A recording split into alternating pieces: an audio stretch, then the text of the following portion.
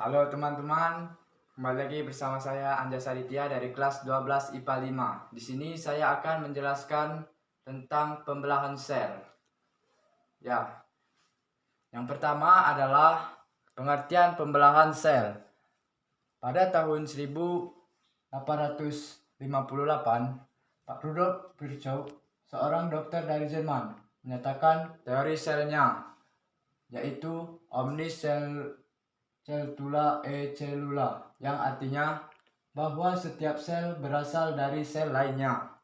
Sel memiliki kemampuan untuk membelah atau memperbanyak diri. Pembelahan sel dapat terjadi pada organisme uniseluler maupun multiseluler untuk perkembangbiakan, pertumbuhan, dan mengganti sel-sel yang rusak atau mati. Sel yang membelah disebut sel induk. Sedangkan sel induk akan mewariskan sifat-sifat genetiknya kepada sel anak. Cara pembelahan sel dapat dibedakan menjadi dua macam, yaitu pembelahan secara langsung amitosis dan pembelahan secara tidak langsung mitosis dan meiosis. Baiklah, saya akan menjelaskan apa itu mitosis. Mitosis merupakan bagian dari siklus sel. Siklus sel dapat dibagi menjadi dua tahapan, yaitu interfase dan fase mitotik. Interfase dan fase mitotik terjadi secara bergantian. Fase mitotik meliputi dua tahapan, yaitu mitosis yang segera diikuti oleh sitokinesis, pembelahan sitoplasma. Jika mitosis tidak diikuti sitokinesis, akan terbentuk sel tunggal yang memiliki beberapa inti sel. Mitosis merupakan pembelahan inti sel nukleus melalui tahapan-tahapan yang berurutan dan teratur. Mitosis menghasilkan nukleus pada kedua sel anakan dengan sifat genetik ekuivalen, sama dengan sel induknya.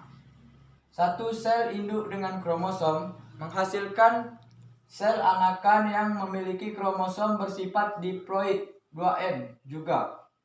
Mitosis biasanya merupakan fase terpendek, yaitu berlangsung sekitar 1 jam dari waktu total siklus sel selama 18 sampai 24 jam pada sel hewan umumnya. Mitosis terbagi menjadi 4 tahapan, yaitu tahap pertama adalah profase, yang kedua adalah metafase, yang ketiga adalah anafase, dan yang keempat adalah telofase. Tahapan yang pertama adalah profase. Pada profase terjadi peristiwa sebagai berikut. Benang-benang kromatin dalam inti sel mulai tergulung menjadi rapat, padat, pendek, dan menebal, menjadi kromosom yang dapat diamati dengan mikroskop cahaya.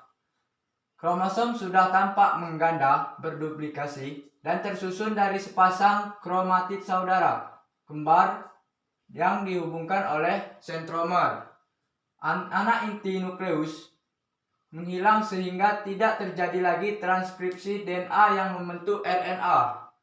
Di dalam sitoplasma mulai terbentuk gelondong mitotik, benang-benang spindel yang terbuat dari mikrotubula yang memancar dari kedua sentrosom yang saling menjauh. Tahapan mitosis yang kedua adalah metafase. Metafase berlangsung paling cepat. Metafase terjadi hal-hal sebagai berikut. Kromosom bergerak dan berjajar di tengah sel yang disebut bidang ekuatorial atau lempeng metafase, bidang hayal yang membagi sel dengan jarak yang sama. Sentromer dari seluruh kromosom membuat formasi satu baris kinetochore dari kromatid saudara, melekat pada mikrotubula yang berasal dari arah kutub yang berlawanan. Proses mitosis yang ketiga adalah anafase. Pada anafase terjadi hal-hal sebagai berikut. Pasangan sentromer dari setiap kromosom berpisah sehingga kromatid saudara yang semula menyatu akhirnya terpisah dan terbentuk kromosom yang lengkap.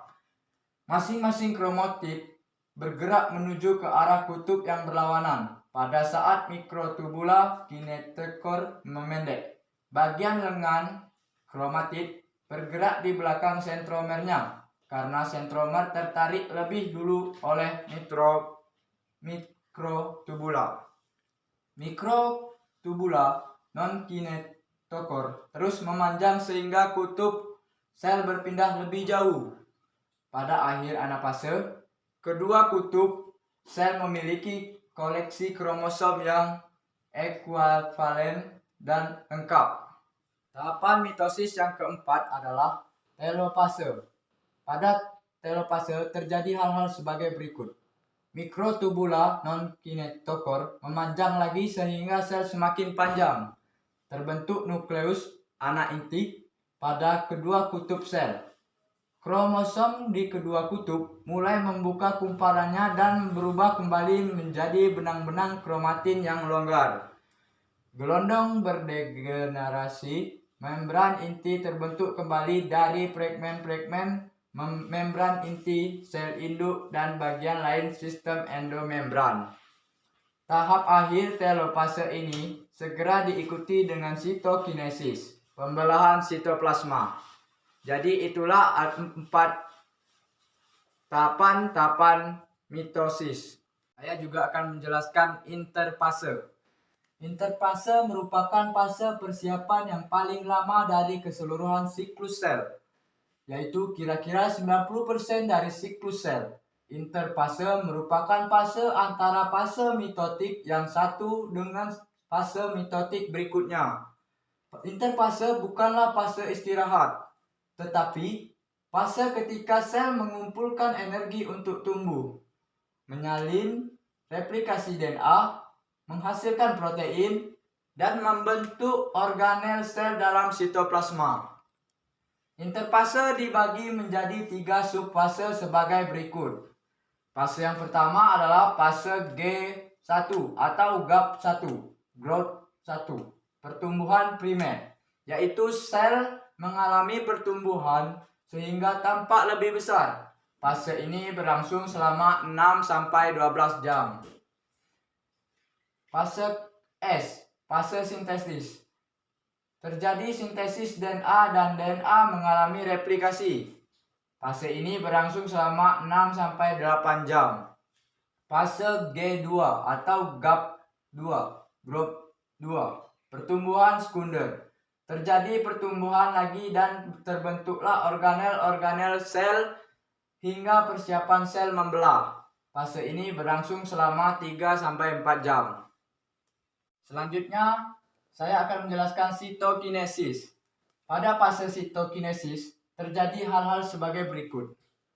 Pembelahan sitoplasma diikuti dengan pembentukan sekat yang memisahkan kedua bagian sel sehingga terbentuk 2 sel anak. Pada sel hewan, sitokinesis diawali dengan pembentukan alur pembelahan di bidang ekuatorial di tengah-tengah sel.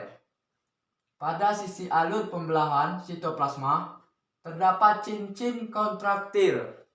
Cincin kontraktil tersusun dari mikrofilamen, aktin, dan molekul protein miosin. Kontraksi cincin mikrofilamen tersebut menyebabkan alur pembelahan semakin dalam sehingga pada akhirnya terbentuk 2 sel anak. Berbeda dengan sel hewan, sel tumbuhan yang berdinding sel saat sitokinesis tidak membentuk alur pembelahan, tetapi vesikula-vesikula yang dihasilkan oleh badan Golgi berpindah di sepanjang mikrotubula di tengah-tengah sel. Vesikula-vesikula yang membawa materi dinding sel tersebut bersatu membentuk lempeng sel. Pelat sel ini membesar hingga membran di sekelilingnya bergabung dengan membran plasma. Kemudian terbentuklah dinding sel baru yang memisahkan kedua sel anak.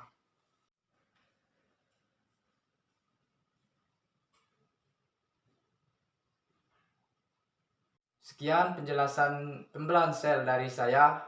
Jika ada kekurangan saya mohon maaf. Wassalamualaikum warahmatullahi wabarakatuh.